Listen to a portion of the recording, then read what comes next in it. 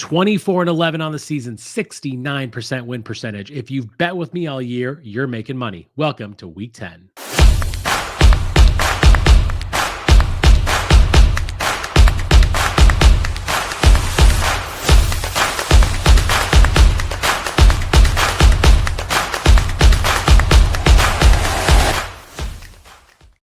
Welcome into Saturday Locks, your home for college football picks of the week. I am your host, Rajiv. Thanks for joining the show. And thanks for all the strong early support of the channel. A lot of new listeners and watchers last week, so appreciate that. Like, subscribe, and share if you're interested in the content. You can scan the QR code on the screen to subscribe to the channel and put your comments in the comment section. Curious as to what you think about the show and of course your picks, and hopefully you've been making some good money like I have on the season. So thank you very much. You can follow me on X at Rajiv Badgers. Okay. Oh, also, I did get a couple comments about doing the show earlier in the week, so I'm going to switch that next week. Right now, the show comes out every Friday. We're going to move that to recording Wednesday night and actually releasing it late Wednesday night, so you have a little bit of time to make your picks and figure out what you want for the week. So definitely join us for that starting next week with that. 24-11. Last week was good. 2-2 last week. Not the best week. It was 5-0 the week before that. So that obviously was helping the numbers a little bit, but a solid week. Lost the first two, won the last two. We're going to go through what those are. And I've got 4 more picks for you this week in week 10. So let's pull up last week's games and talk through what they were. Lost the first two. Sorry, we won the on this sheet. We won the first two at least. Minnesota at Iowa. That was Iowa minus 7.5. Walloping victory there for Iowa. I was really actually surprised at how much they won that game. I thought it was going to be 10, 15-point game. That was big. Michigan State. I called a late cover on that, and that's exactly what happened. A little backdoor for Michigan State. Losses Ole Miss at Oklahoma. That was surprising to me. Ole Miss, kudos to them. They got it done at Oklahoma, which is not an easy place to play. And the Rutgers-Purdue game, boy, that was a killer.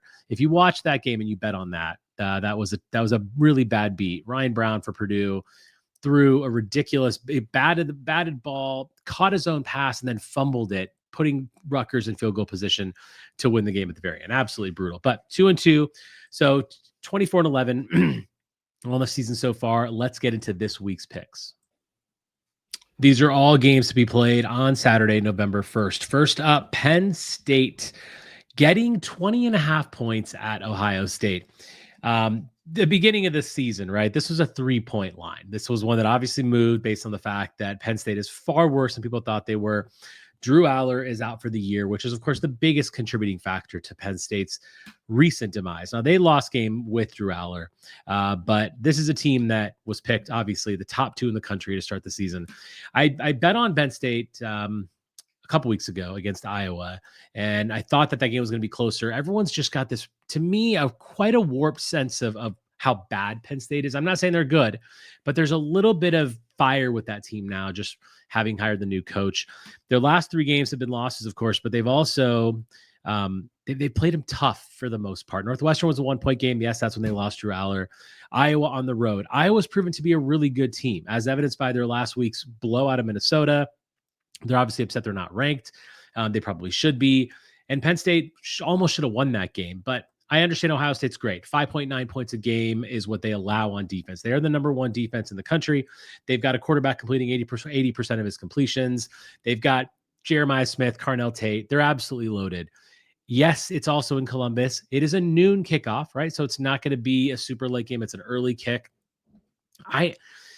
I think Penn State's just better than this. 23 touchdowns on the road is a lot. If you get this at 21 or 21.5, take it, obviously. I took it today at 20.5. And again, next week they'll be out a little bit earlier. Some places I've seen it at 20, but I still think it's really good value. Penn State still has a good defense, okay? They're still Penn State. Yes, Drew Aller's gone. Yes, they're not as good as everyone thought they were, but they're not a bad team. I don't think Ohio State's going to drop 40 or 45 points on them. Yes, they also have a backup quarterback, right? Ethan Grunkmeyer is Penn State's quarterback. I think he's not that good. He was 15 of 28 for 93 yards against Iowa, but Iowa's a really good defense. 3 touchdowns is a lot in a rivalry game, a game that has been close historically. Penn State is not as bad as everyone thinks they are. I'm taking Penn State plus 20.5 at Ohio State. Recognize that might not be everyone's cup of tea, but that's just where I'm at with it. What does the public think?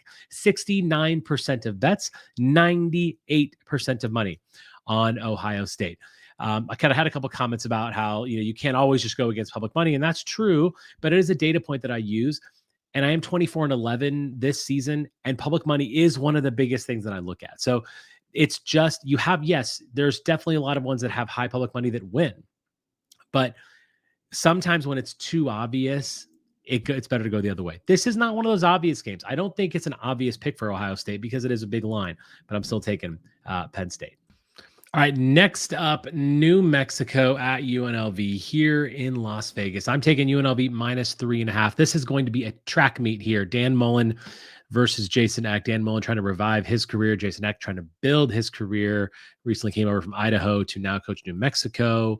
I know a lot about him just because people in Wisconsin are talking about him eventually taking over for Luke Fickell, potentially. Nonetheless, UNLV New Mexico is going to be very, very high scoring, probably in the 60s. I'm not taking the over-under here, but it's like 61 or 62. I would consider taking the over in that game just because these defenses are not that great.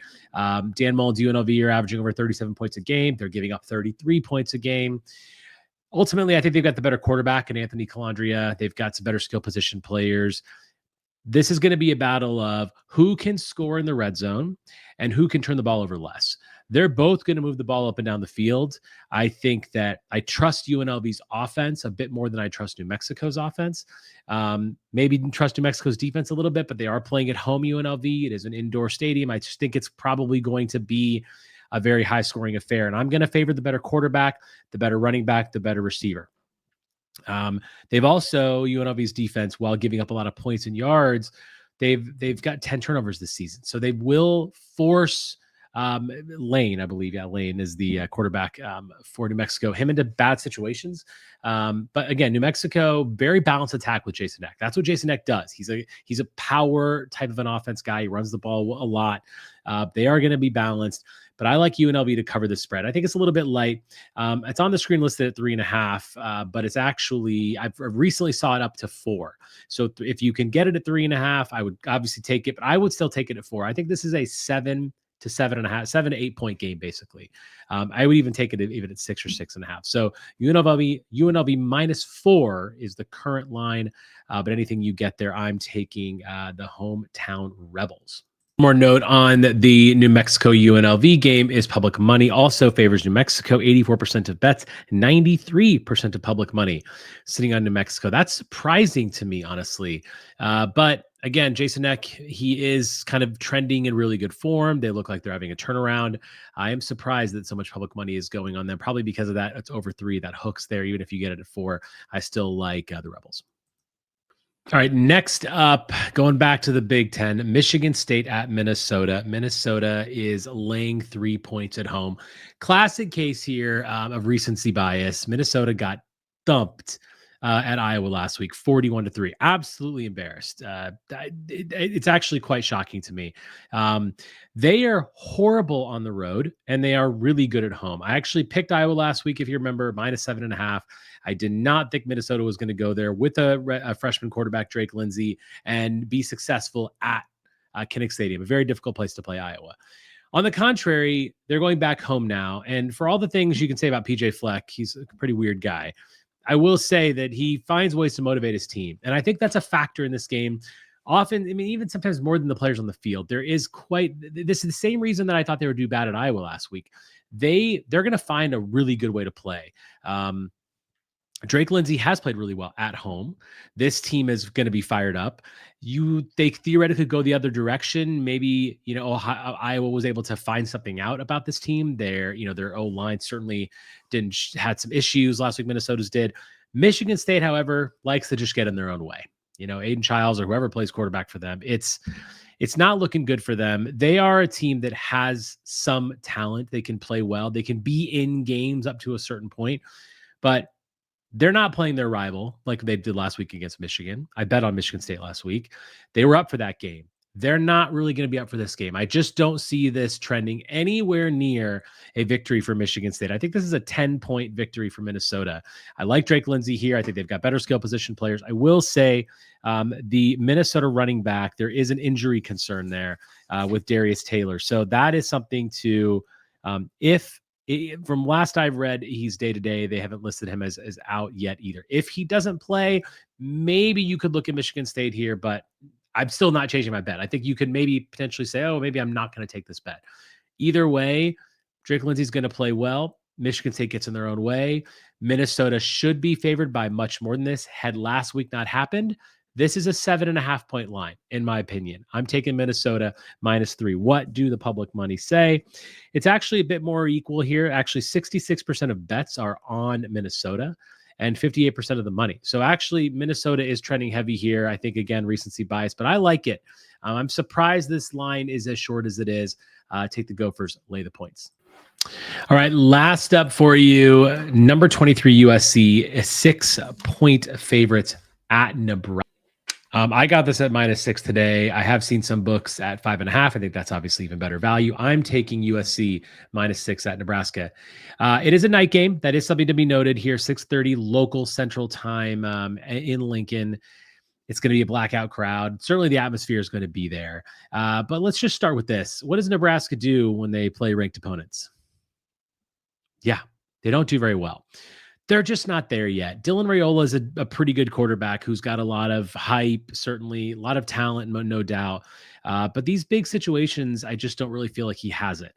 However, it's not like they're playing a vaunted defense here. They're playing the USC offense. That's the real issue for Nebraska.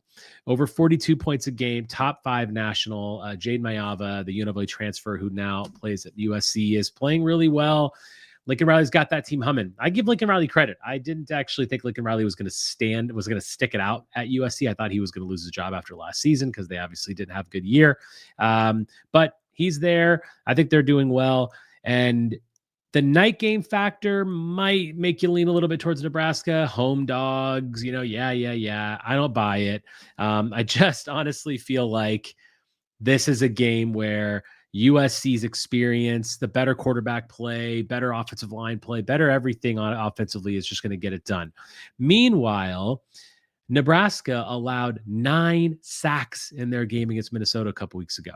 I've used that stat to kind of go in a couple different directions, but I absolutely believe that USC is not going to be a great defense, but they are opportunistic. They might be able to force a young Dylan Raiola into some difficult situations. And if there are any issues on that O-line from what they already are, even any worse situations, USC is going to potentially have a field day with their pass rush. Even though it's in Lincoln, I'm taking USC here. Now, I will say I am not going against public money here. This is actually very much 50-50 as far as bets. 84% on USC. So there's some sharp money going on USC, which I like to see that a little bit. If I am going to go against public money, I like to have the percentage of bets maybe be a little bit down for the team with higher money or closer to 50-50. In this case, that's what it is. But even though it's, again, going with public money here, USC -6 in Nebraska. Look, Nebraska, just show us once, right? Like beat one of these teams, and then maybe I won't bet with you, but bet against you when you play ranked teams. But I don't really see that happening. All right, so let's go over those one more time.